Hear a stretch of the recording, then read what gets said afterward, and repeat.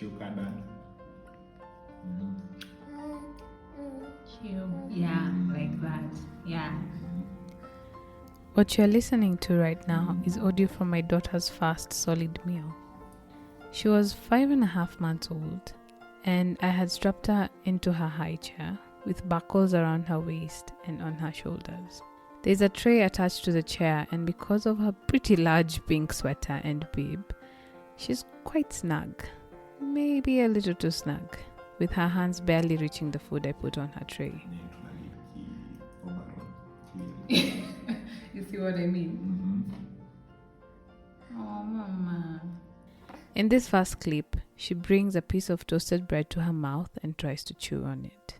She looks at both of us as we model how to chew quite animatedly, I can imagine, trying to show her the proper technique. The piece of toast is in her mouth, but so is her index finger. At the same time, she tries to pull off the bib and momentarily forgets the piece of bread in her hand. She spots the bread again and brings it to her mouth, but her finger is still in the way. She does this like 3 times, alternating between bread and the bib, bread and the bib, bread and the bib. She eventually drops the bread. In this next clip, I offer a finger-length piece of boiled carrot, which she hesitates to pick up, but eventually does. Here you go, Mommy. Here you have a carrot. Is it nice? Stop. Carrot. She brings it to her mouth and frowns at the texture, I think. She must be thinking that whatever this is, it's different from the thing I had before.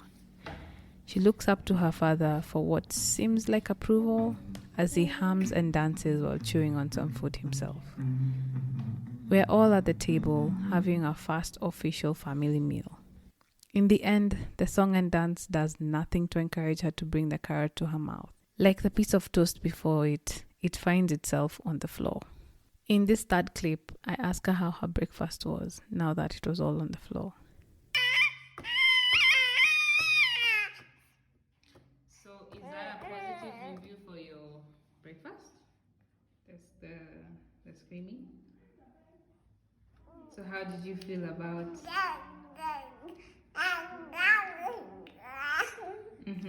She babbles as I pick up the food. Care for your breakfast? He is a post.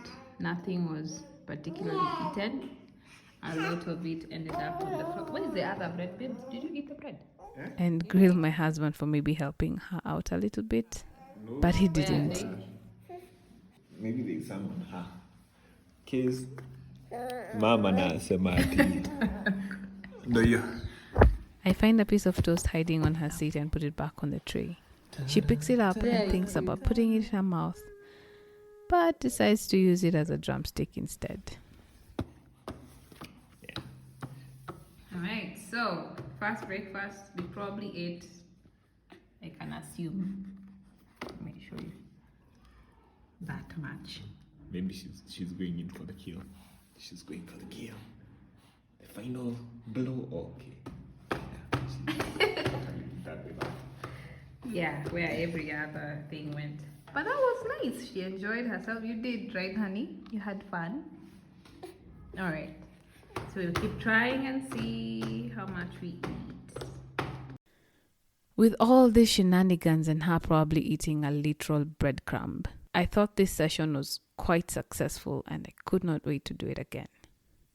You might be wondering, who would feed their 5.5-month-old toasted brown bread and boiled carrots as their first solid meal? I did, and so do many other parents. Well, not exactly the same, toast and carrots, but more and more parents are opting to jump straight into finger foods for their infants instead of the traditional rice cereal or fruit puree as a first meal. And it follows a method called baby-led weaning, the subject of today's episode. Before we get started, I want to put out this little disclaimer. This episode is not sponsored in any way by any baby-led weaning outfit. It is, however, backed by research done by me and more extensive research done by experts that Solid Starts have on board. I'm also not saying that baby-led weaning is the best way to introduce solids to babies, but rather sharing my own experiences with it. Great, now that that's out of the way, let's jump right in. To help me talk about baby-led weaning, I could think of no one better than the woman who inspired me to take this path. Jenny Best is the founder of Solid Start, a baby food revolution that teaches us how to introduce real food to babies.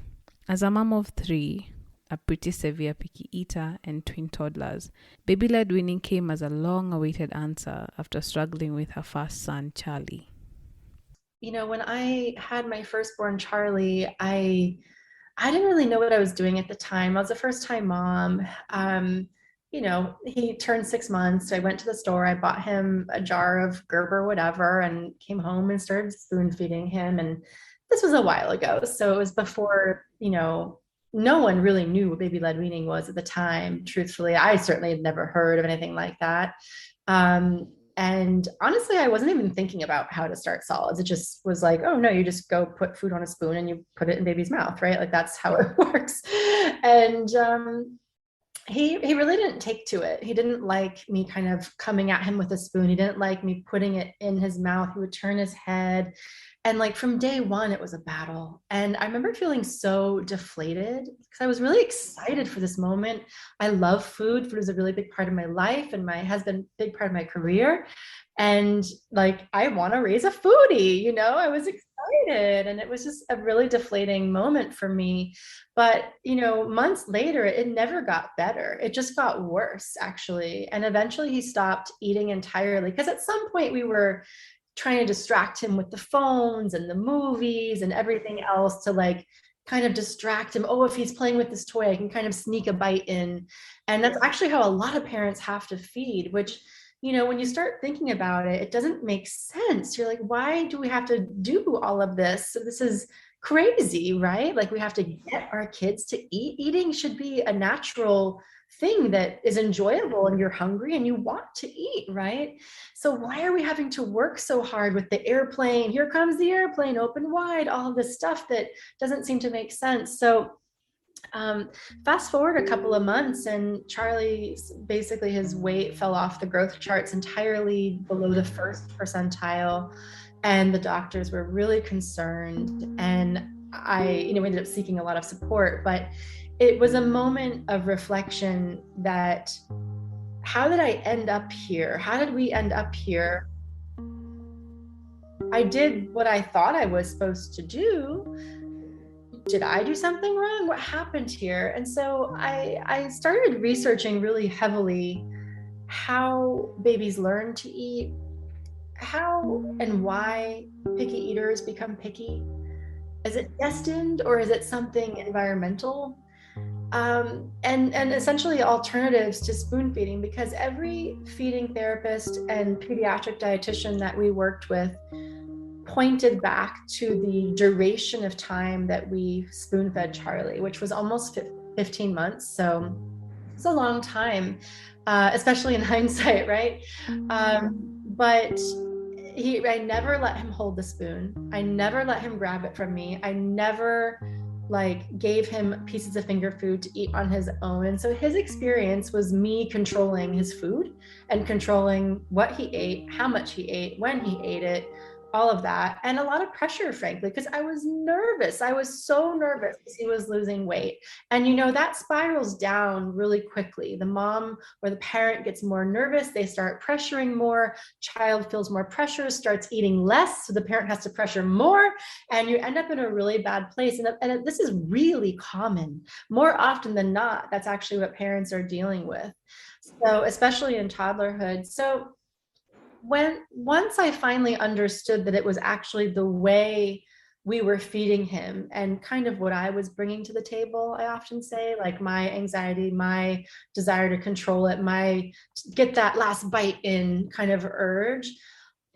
Once I realized that that was the root of the problem, when baby-led weaning and the notion, the philosophy of that came across my path, it was like a light bulb in my mind, because putting the child in charge from the moment is one of the best things you can do to prevent picky eating. And that made sense to me. It made sense. I didn't have to see scientific studies or this or that. It made sense on a parent level that, of course, if he gets to choose what he puts into his mouth from his plate, he's going to be happier than if I do it for him.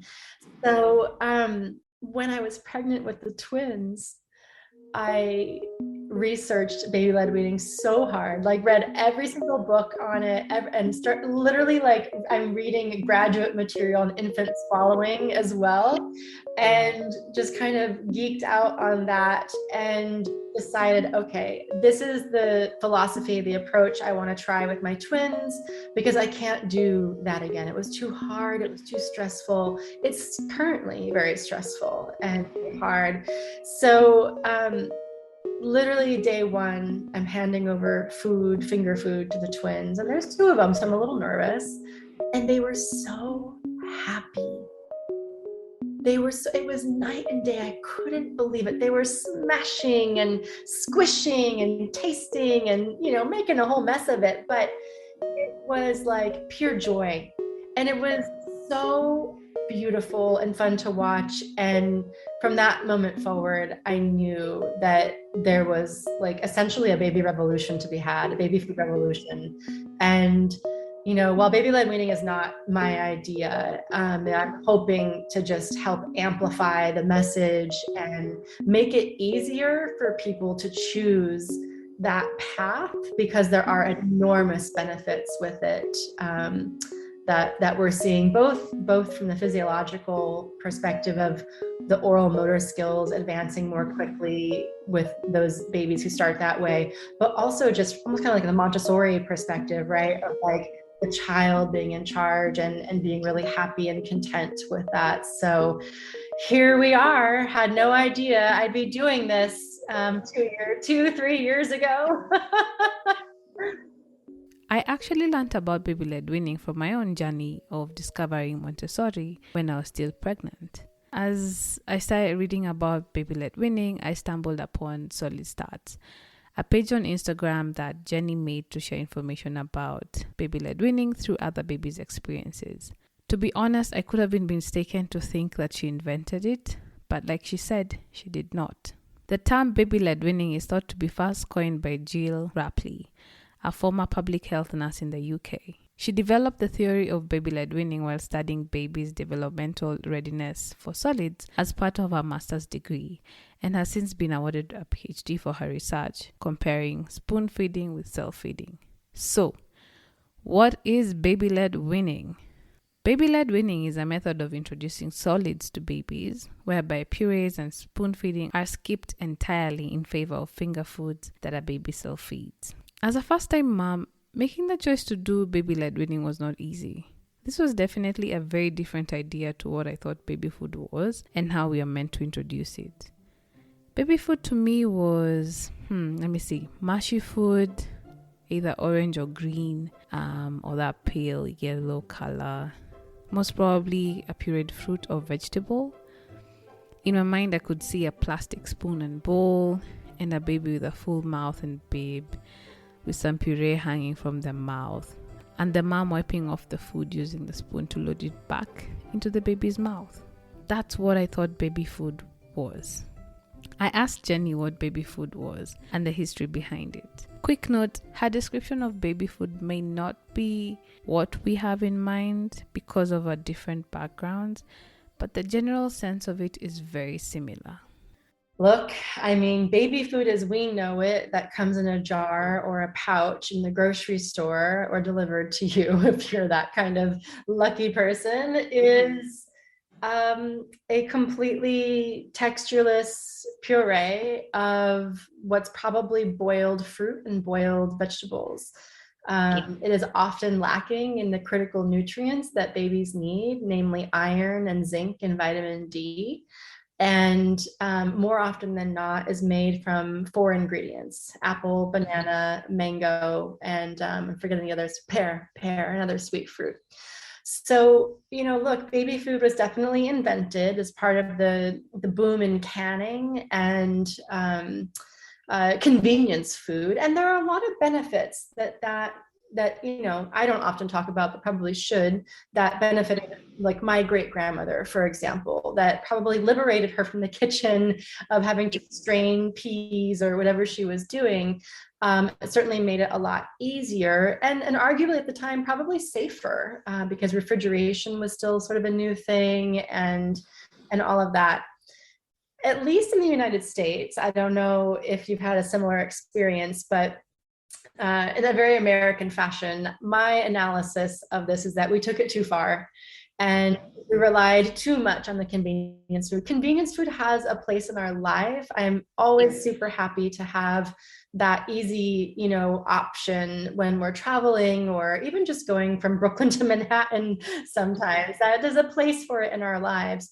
But it need not be the only food that baby is getting, and certainly should not be the only food that baby is getting. Because if you think about from where we have to go, from here to there, okay, here is baby food, and there is the family meal, the longer your child is on baby food, quote unquote baby food, the sort of longer that bridge you have to build over to the other side, to the family meal, is going to be. So we ideally want to shorten that bridge, so that the child is getting to the family meal sooner. Because if you wait too long, you wait past 12 months, 13 months, 14 months, it's actually a much harder, steeper bridge to climb and cross, because toddlers are really reticent to try new foods, new flavors, even things that look a different color. Even if they know it's potato and they like potato and now it's orange, I'm not eating it. So we want to try to expose baby as early and often to a wide variety of food before 12 months of age, so that that bridge to the family meal is shorter for parents to climb over. Like I said, it might not be an exact replica of our experience, but I know that a lot of parents do hold on to purees and boiled foods for their babies for quite a bit of time. It's almost expected that you'll struggle with weaning your child, and that most children are not receptive to food and we have to fight. This is so normalized that if you have a baby who eats without fuss, it's a marvel. I know myself. I don't have a good reserve of patience, and I always seek out something new, regardless of my familiarity with it. My mom-in-law and my husband's cousins would continuously tell me how bad of a feeder he was. He literally gave people headaches at mealtime and did actually grow to be quite a picky eater, something that we are working on daily to reverse at this big age of his. I remember telling him that if our kids turn out to be the same, he's handling mealtime all on his own. I used to be those kids who ate everything and anything around. I'm pretty much still the same way now. So, was I really brave enough? I had nobody near me to look up to, and there was definitely a lot of self-doubt because of being a new mom. Duh. How did I start? Well, one of the first things that you need to think about when you're starting baby-led weaning is how to really identify that your child is ready. According to the Solid Stats website, signs of readiness for a baby to begin baby-led weaning are: 1. The ability to sit up for long periods of time unassisted. 2. Interest in parents' food during mealtime, aka they tend to reach out for it. 3. That the baby is able to hold their head upright and steady. And 4. They're pretty much 6 months and up. Well, I personally did not wait for 6 months, because by 5.5 months, she showed readiness and we began the journey. It was a lot of work in the beginning, in the sense that I had to unlearn a lot. But why? Why did I think that this was the right weaning route for my household? There's a lot of benefits to baby-led weaning, but here are the most common ones. Babies who go through baby-led weaning learn how to eat independently and are in total control. I would present food to my baby and let her choose just how much she would eat and at what speed. Trust me, this needed a lot of patience and then learning, but serving her meals day after day made it easier, and I could see the sense behind it. Secondly, through baby-led weaning, babies practice critical motor and oral skills. Picking up large pieces of food or using her fingers to pick up tiny pieces of food like peas really helped her practice fine motor skills. The other advantage of this was watching her understand how to chew and, most importantly, swallow. Listen, it didn't happen overnight. Chewing came easier to her, but swallowing took a bit of time. I remember noticing the first time that she swallowed. It's such a vivid thing in my head because she was shocked. She looked at me quite bewildered, but excited at the same time. The other benefit of baby-led weaning is that the baby is in charge of how much they eat and learn when to stop when they're full. I think there are a lot of studies that have linked this kind of control to lower rates of obesity later on, because a kid is able to really understand when they need to stop eating food, as opposed to when a parent decides that they stop eating food once the plate is empty. There's also a certain ease that comes when you're preparing food for a baby who's going through baby-led weaning, because there's less special meals. The other great thing about baby-led weaning is that a baby can eat a variety of textures and flavors, which may reduce picky eating later on. One benefit that I still hold close to my heart is the fact that the baby is part of your family meal and is eating with you. That's pretty much the best way to encourage them to just eat, by watching you eat. One other benefit is that babies have fun. They enjoy touching, inspecting, and tasting the different textures and flavors. And this is the point in which baby-led weaning can get quite messy, because all this exploring means that food is being thrown around, it's being squished, it's mashed, it's whatever, but the joy in your baby's eyes just makes it worth it. Despite all these benefits, my journey was not always smooth sailing. At a regular doctor's checkup when she was 9 months old, the nurses took her weight and shared their concerns. She wasn't really losing any weight, but she wasn't gaining enough either, they said. She was now headed towards the 20th percentile, and they advised me to go see a nutritionist. To be honest, I was slightly taken aback. From the very beginning of our trips to these clinics, every weigh-in felt like an exam, like a scale that would tell me if I was a good mother this month or not. Honestly, I never looked forward to them. They asked me if my baby was eating any protein yet. I said yes. She started most mornings with some eggs and preferred to eat the protein-dense yolk instead of the whites. When I told them this, they looked quite shocked. I can vividly remember the response of one nurse. She looked at me, then asked, "And she tolerates it?" I said yes, it's pretty much her favorite food. I also told them that she ate a piece of protein in almost every meal, and I also really worked hard to introduce iron-rich foods as well. The only issue I remember having at that time was constipation, which we fixed later with a diet change. That's a story for another day, but believe it or not, my answer was more protein. But we'll get to that much, much later. Anyways, I left that appointment with a lot of doubt and thinking that I had failed my daughter. That by following this new baby-led weaning thing, I was endangering her health. I came home and prepared 2 versions of her meal, one pureed and the other whole, as we usually ate it. She didn't take to the puree very well. In fact, she gagged and pushed it away. I sat there with tears rolling down my eyes. What could I possibly do to get her to eat, like she was supposedly meant to? I asked Jenny about this, and this is what she had to say.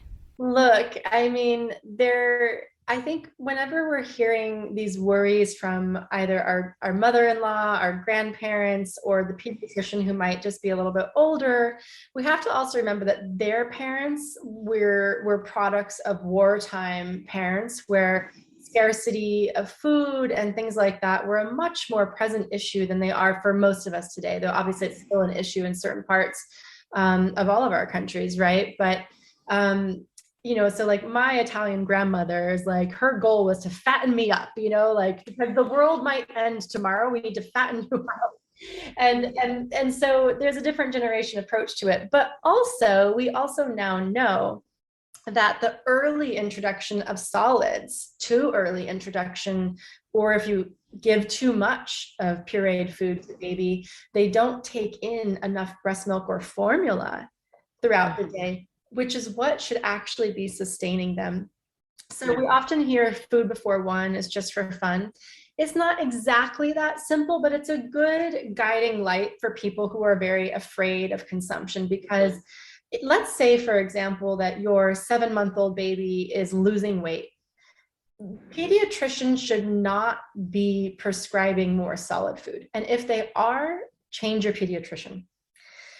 They should be prescribing more breast milk or formula, because that is actually a more efficient way of getting the nutrients at that age. 7 months, solids is tricky. And most of the purees, unless you're feeding them chicken liver, are really not, full of tons of nutrients to grow and to gain weight and things like that. So even if a child is underweight before the age of, I would say 11 months, 12 months, but 11 months, that should be resolved by breast milk or formula. Full stop. It is the primary source of nutrition for the first year of life. Full stop.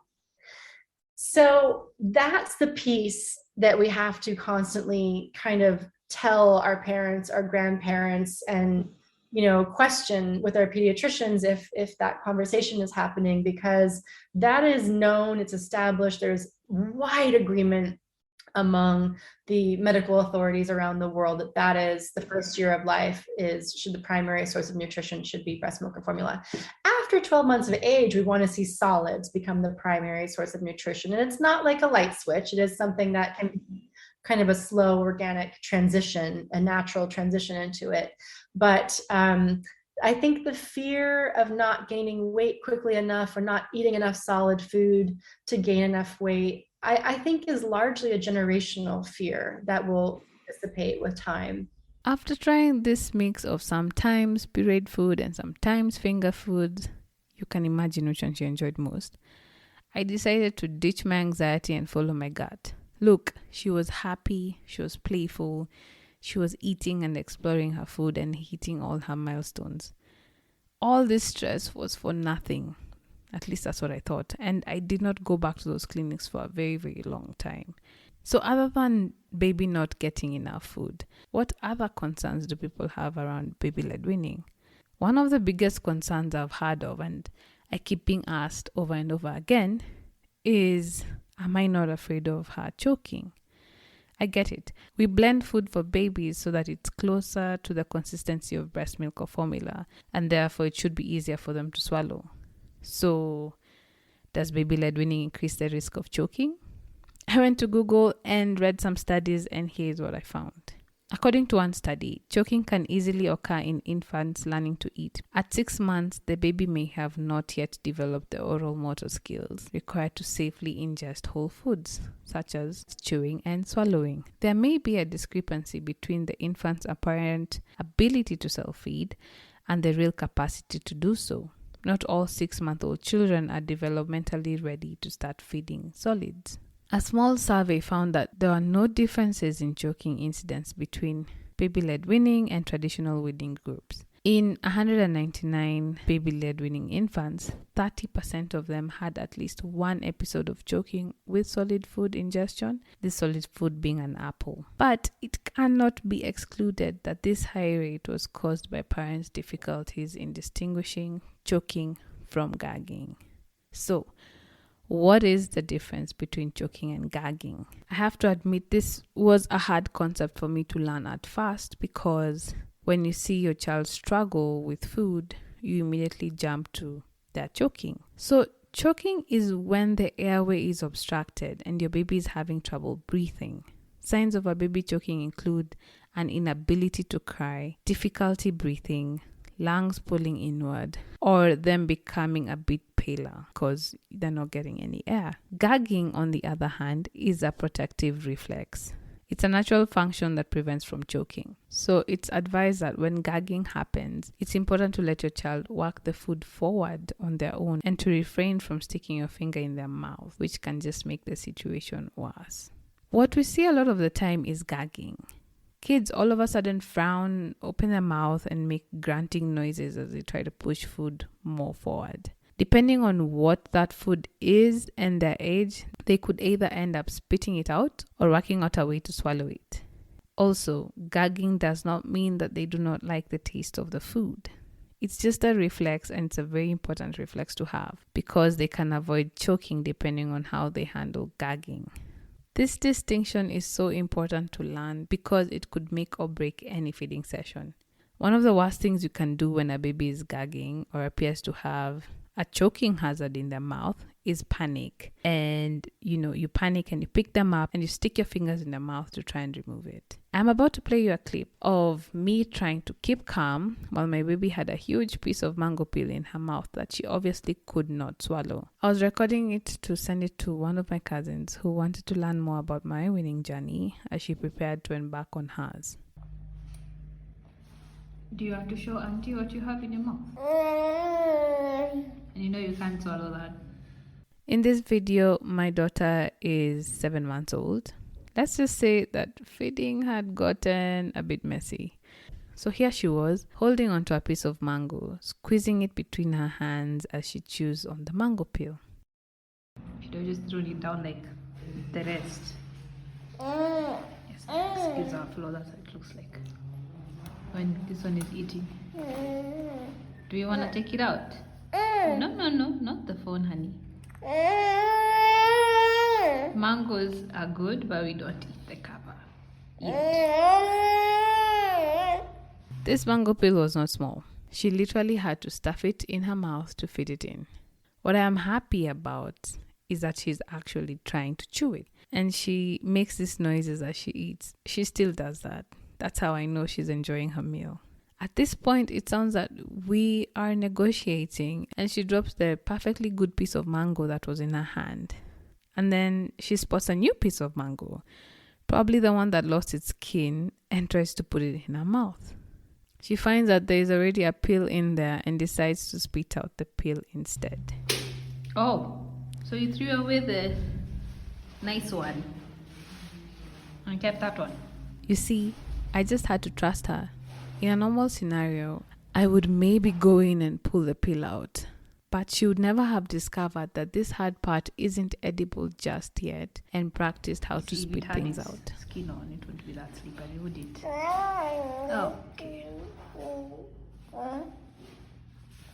All through our feeding journey, I've never been mad at her spitting food out because it communicated something to both me and her. Earlier on, it was that this thing in her mouth wasn't something that she could swallow, and now she still spits out when she can't swallow something or she is full. Through gagging and spitting out her food, she was able to distinguish between what is good for her and what is bad, which made me a lot more confident while offering her solids. From my research, one study looked at 1,151 infants going through traditional weaning and either strict or loose baby-led weaning. And the study concluded that there was no significant association between weaning style and choking. The study also said that infants who follow a traditional weaning approach experience slightly more choking episodes when offered finger foods and lumpy purees than infants following a strict or loose baby-led weaning approach. Baby-led weaning was not associated with increased risk of choking, and the highest frequency of choking on finger foods occurred to those who were given finger foods the least often. I mean, that makes sense. According to Solid Stats, after their extensive clinical experience, they have seen that babies who learn to self-feed a variety of textures early on become more skilled eaters and are less likely to actually choke or struggle with food as they grow old and begin to eat more challenging foods with less and less supervision. I hope you're enjoying the episode so far. It's time to take a quick break. The episode will be back after this. Have you ever wondered what happens in my brain when I'm not recording this podcast? Well, that is what I'll be sharing in the newsletter, dubbed Mama Tales Behind the Mic. This newsletter will share my life as a mom and as an entrepreneur, plus everything in between. Subscribe today for free to receive it in your inbox every time a new issue is out. Follow the link in the show notes of this episode or head on over to mamatalespodcast.com to sign up. Thanks. I started this podcast out of a love of sharing my experience of motherhood. I envision that this podcast will be a safe, transformative, and relatable space where we can come together and marvel at the ups and downs of motherhood. Since I published the first episode, I have connected with so many mothers who've come on here and shared their unique journeys. I have learned something from all of them and related deeply with a part of their journeys as well. I am sure you have too. As this podcast grows, I hope to open up this space to more of you and your stories. I am here to remind you that your story is powerful. Your story matters. Want to share your story on here? Head on over to the website, mamatilspodcast.com, and fill out that easy and quick form. I look forward to hearing from you. Welcome back. One thing that I constantly think about is how much our relationship with food now is influenced by our introduction to it. Could a lot of the food trauma we carry as adults be traced back to our relationship with food in the earlier years? There are studies that show the more controlling a parent is with food around the table, whether that's really prolonged exclusive spoon feeding, force feeding, bribes, just hovering. Are you going to eat that? You're going to eat that? You want more bite? All that stuff tends to result in severe picky eating. So that is, your assumption is correct. There is something to that for sure. And I'm hoping that this generation is the generation that ends a lot of those practices. I think we're seeing that, which is great. And it's not just feeding, right? It's parenting. We're not spanking our kids either. I think force feeding, spanking, like those are all really similar. I'm going to force a certain behavior or force a certain outcome, that I don't know many parents today that continue those practices. So I think that we're seeing a huge generational kind of chapter turning in the book, which is a really necessary thing. Now it's on us not to go too far. I firmly believe that how we offer food to our babies those first few years is crucial in helping them develop good feeding habits in the future. I do have to point out, though, that in no way am I saying that the best way to introduce food to babies is through baby-led weaning. No. I mean, small recent studies have been done, but no long-term studies have been conducted on baby-led weaning just yet to say that this way is better or any different. What is apparent, though, is that these little changes on how we introduce solids to our kids can have significant solutions to picky eating. I have had and sometimes witnessed parents of kids as old as 4 still spoon-feeding their children and sometimes providing purees instead of whole foods. In no way am I trying to shame parents. Parenting is just way too hard and we're all trying to find our ways around it. But the kids do tend to end up pretty severe picky eaters, and the parents feel some sort of anxiety each time mealtime comes around. At what point does picky eating become apparent? And the bigger question, can you reverse picky eating? Yes, there's always a way. It just takes longer depending on the age, right? So it's going to be much easier to teach a 12-month-old how to self-feed than it is for a 4-year-old or a 5-year-old or a 3-year-old or a 2-year-old. The longer you are feeding your child in a controlled manner in that way, the harder it will be to undo. It's never impossible, but it is much, much harder to do. And I can't underline the word much enough. Like, when you have a 4-year-old who's never fed themselves, probably has some pretty picky tendencies at that point, you're talking about like probably a 3 to 5 year effort to reverse that. A 12-month-old who's showing pickiness and doesn't want to feed themselves, we're talking 2 months. So that's why I'm so always beating the pavement about prevent picky eating, because it's so much easier to do than to reverse it later on. But if you're listening and you have a picky eater and you're worried, do it now, address it now. Go to our website. We have resources there for you.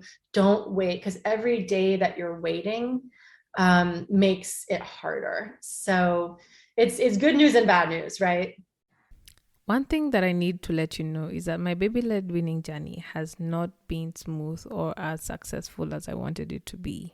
I was very experimental during those first early months of her journey, but by the time my daughter hit 12 months, I slowed down and took for granted the fact that once they turn that age, they start to become picky and wary of different shapes, colors, textures, and tastes and flavors, you know. It is at this age that I settled into a routine of similar meals every day. Our meals kind of pretty much look the same: some rice, some protein, and a vegetable on and off. She loves this a lot and is very cautious to try something else, which makes me cautious of trying new recipes as well, despite the joy that this brings me. So no, baby-led weaning is not this miracle method that makes all babies eat. Rather, it's a way of life that requires attention, patience, presence, and intention. What happens when you cannot always be there to make sure that everything goes this way? What happens when we leave our babies with caregivers and go out to the world to work? Does that mean baby-led weaning is out of reach? Such a fantastic question. So good. And it's such a realistic question for so many people. So first of all, don't worry, because babies are very environmental. They can eat this way at daycare and a different way at home, and it's not going to impact what you do at home, because they think to themselves, at daycare I eat this way, and at home I eat this way. That can also be to the person. With grandma I eat this way, and with mom I eat this way. And for the baby, that's just how it is, and that's fine. So if you really want to do baby-led weaning and you're worried about your parents are watching your child during the day or things like that, let a little bit of that worry go, because your child will still feed themselves with you. What I would teach the caregiver to do, and this is super simple and so easy, is just to do what we call responsive spoon feeding, which is just a fancy way of saying, don't put the spoon in their mouth. Stop before you get to their mouth. Wait for the baby to come grab it from you, and then let go. Yes, some puree is going to fall off the spoon. Yes, it's going to be a bit more messy, but that motion of the baby deciding to put that spoon in their mouth is enormously important. It is important from a neurobiological perspective, that the baby is deciding to eat, and therefore their body is more ready to swallow from a safety perspective. Really important from a perspective of preventing picky eating. I want to put that sweet potato in my mouth. I'm choosing to put that sweet potato in my mouth. No one's making me or doing it for me. And that is everything when it comes to preventing picky eating. So responsive spoon feeding is fantastic. We love it. We have a course video on it on our website. But essentially that spoon can just get further and further away from the mouth until it's actually in the bowl and the child is feeding themselves. How does my journey look like right now? At 21 months, my daughter is very comfortable with food. She does have some picky tendencies, which I continue to support, by the way, by providing her access to what she prefers, aka rice. But on the other hand, it's a staple food in this house either way. Anyway, she is now able to communicate verbally if she wants something or prefers something else, or isn't that excited about something on her plate. So my job now is trying to offer freedom within limits. If you want to see more about our journey, check out my personal Instagram page at @salimogore. I have curated a number of highlights documenting how I serve food and the various recipes we've tried so far. I am, however, more excited at the thought of doing this journey all over again with the new baby. This time round, I will definitely be more confident and learn from my mistakes, as well as try and replicate my successes. I literally cannot wait. Solid Starts will also be evolving in time to become a more useful platform for parents and their babies. We're really excited. I am a bit of a go big or go home kind of a gal, and so we've got big plans. So I'm trying to build an institution. I'm trying to build an institution that never goes away, something that is respected by the American Academy of Pediatrics and WHO and all the big organizations that really holds the respect of doctors and that doctors would refer to, because the information is so evidence-based and so rooted in science and experience that it's unquestionable, right? So that's sort of the larger task at hand, is just to build an institution that lives beyond me, beyond all of us, and is just part of, the sort of child rearing and parenting. Specifically, we are building a whole universe called Solid Starts Pro, which will be courses and continuing education and certification programs for pediatricians and dietitians and occupational therapists and feeding therapists to come learn more about a specialty area in feeding, like the neurobiology of swallowing, or just even baby-led weaning. If a pediatrician wants to learn about that and to be able to have a thoughtful conversation with their patient families about what that is, and to really understand the science and physiology behind it. So that we're launching probably in September this year. And my big hope eventually, might be a year away, is that we'll have a geo map where the parents can find a doctor or dietitian or feeding therapist, whoever, that aligns with their philosophy, because they've been certified by Solid Starts, and that kind of, we help people meet each other where they are, because there's only so much you can do virtually. We're going to do a lot virtually, but we can't help every family. We can't be doing one-on-one consults with every family. And at some point, there are a lot of kids who just do need that one-on-one support in feeding therapy or nutrition. But also just, I think there are a lot of families out there who really want to kind of shop for a pediatrician that feels right to them and aligned with their philosophy and parenting. So that's our next biggest adventure. I think at some point we'll probably have some explicitly for-profit entities as well that potentially meal delivery or things like that help fund the free food database that we've built and keep that alive and well and free forever, and help fund some of the professional stuff that we do too, because a lot of that work is, I would put in the category of a nonprofit, but we're not a nonprofit, but we kind of operate as a social enterprise in that way, that the money that comes in from the sales funds public assets that are free and will be free forever. So I have to be creative in finding the things that continue to fund that expansion and that growth, and that will sustain it over time. So, but Solid Starts Pro, I'm really excited about. I think it's where the structural change is going to happen. We really don't want to hear any more pediatricians recommending an American rice cereal to a mom of a 4-month-old in Kenya. It doesn't make sense on so many levels. My hope is that the pediatricians will start to get on board and see the huge benefits of self-feeding, and realize that, wow, picky eating really actually is increasing. It's increasing in part because of convenience food, in part because of less cooking at home and more reliance on takeout and meal delivery and things like that. It's also increasing because of the duration of spoon feeding. Back in the day when purees and things like that, baby food was invented, the average age of starting solids was a lot younger than it is today. In 1950, that average age was 4 weeks old. Of course, it's going to be a textureless puree. That baby can't even hold their head up. It almost needs to be the consistency of breast milk or formula at that point. But so why are we feeding 12-month-olds watery carrots from a jar? It's not developmentally necessary anymore. We're still using the products of the 1950s, but with children who are a year older. And that's what I really want to shine a light on, because it's inconsistent with development of the child, and it's completely unnecessary. There is still so much to learn and explore with baby-led weaning, and I hope this episode has answered some of the questions you might have, maybe given you a bit of courage to take this challenge on, or provided information that you did not know you needed to know. Do check out solidstarts.com.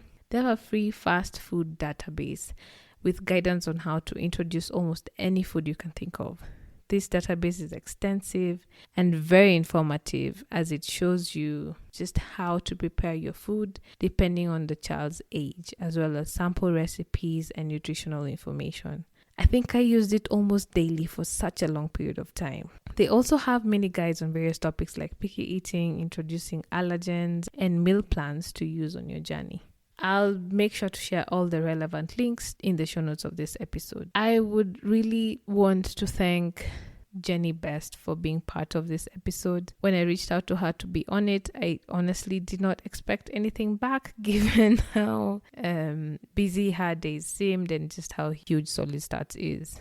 But the fact that we worked around her schedule and found some time to talk is something that I cannot take for granted. I will work on eventually putting our whole conversation up, so please do look forward to that. I hope you enjoyed this episode. I know I did. I'll catch you on the next one. Bye.